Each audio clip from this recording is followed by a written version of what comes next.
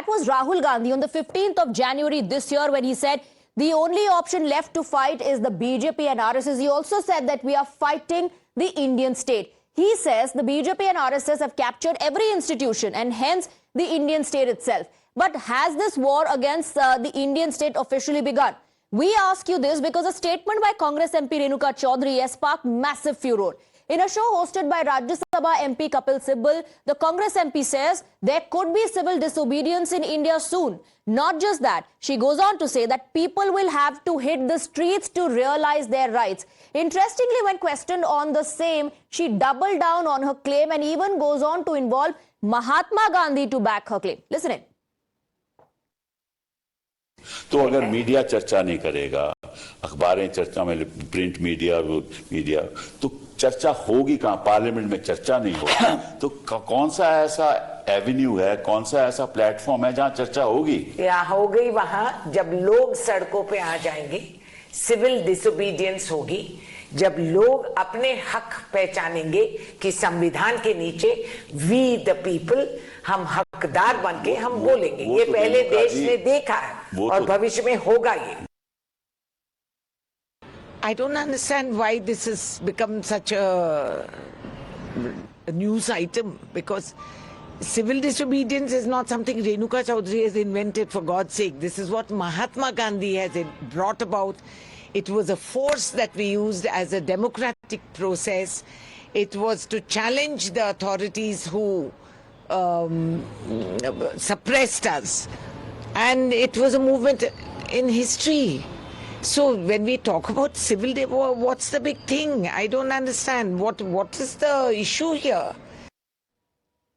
But remember, this statement must not be seen in isolation. This follows similar comments coming in from other leaders of the INDI, which is why the BJP is branding the entire opposition alliance, the INDI bloc, as anti-national. Let's take a look at the comments that we are talking about that have been made in the past. On the Waqf amendments, Mr. Mohibullah Nadwi of the Samajwadi Party on the 8th of August said, no Muslim will feel safe in India anymore. Muslims may come out on streets tomorrow. Then on the Bangladesh crisis issue, Iltija Mufti, PDP leader, said, does Lok Kalyan Marg have a swimming pool? She was not the only one. You had Sajjan Singh Verma who said, first Sri Lanka, then Bangladesh, next India's turn. People will soon storm into Prime Minister's residence. Then Mr. Salman Khurshid of the Congress says, what's happening in Bangladesh can happen here. Now the Bharatiya Janata Party says these comments coming in from netas of the opposition only highlight their political strategy, which is fear-mongering. Let's listen in to the multiple reactions we are getting on this. Congress party ने अपनी असली मंशा स्पष्ट कर दी है। Congress party एक के बाद एक चुनाव हार रही है। राहुल गांधी को जनता का समर्थन नहीं मिल रहा है। देश की जनता ये जान चुकी है कि राहुल गांधी और कांग्रेस पार्टी जॉर्ज सोरोस के एजेंट हैं।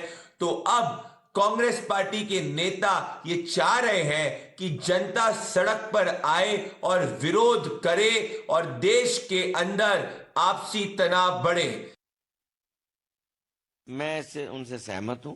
मैं खुद इस विचार का हूं कि जिस तरह जो लोकतांत्रिक जो संस्थान है, चाहे वो इलेक्शन कमीशन हो, चाहे वो ईडी हो, चाहे वो सीबीआई हो, चाहे वो मीडिया हो, चाहे वो कुछ हद तक जुडिशरी हो, जिस तरह वो बिहेव कर रहे हैं और जिस तरह उनका जो आजादाना चरित्र है उसका हनन हो रहा है, तो ये लोगों का अधिकार है कि वो अपना विरोध शांतिपूर्वक ढंग से असहयोग की तर्ज पे या शांतिपूर्वक तरीकों से उस आंदोलन को आगे बढ़ाएं।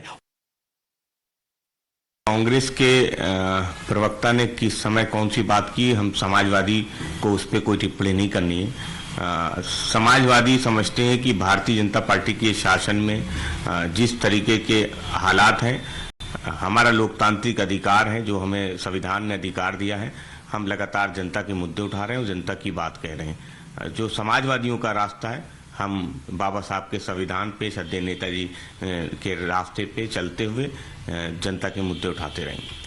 Now that brings us to the top 5 questions we are asking. Rahul Gandhi said fight against Indian state. Renuka Chaudhary says civil disobedience in future. Is this Rahul's war against Indian state model? fear-mongering Congress's new political tool? Is this Congress's new political tool? And also, is this fear-mongering happening to cover up the electoral setbacks that the opposition has been receiving? Does INDI endorse war against Indian state?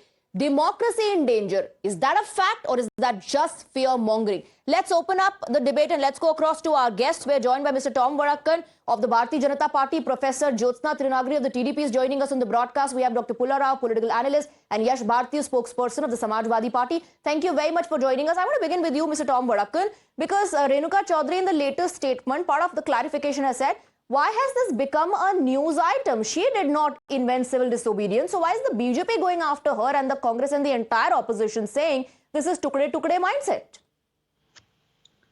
Swati, it's often said those who don't read history are doomed to repeat it. 1934 is the year when Mahatma Gandhi withdrew the civil disobedience movement. And why? Because of the bloodshed, the killing of people, the repression, and what have you. If they don't learn from history, this lady who has made this statement, I will be surprised if she were to declare civil disobedience movement in her own family. How many will stand by her? Forget the country. She's talking for a leader who said that he's going to fight a war against the state. Now, this is the same leader who was launched 90 times and failed to take off. Now, to cover up that defeat, to cover up that the kind of situation he is facing in the country, this is basically fear-mongering.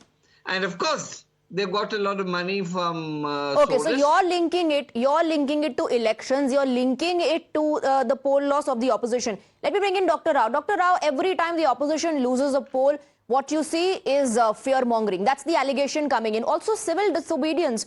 Why would that happen in future? Is there some sort of a survey that the Congress party or these leaders have done? And on the basis of that, such claims are being made? Or is this just pure fear-mongering?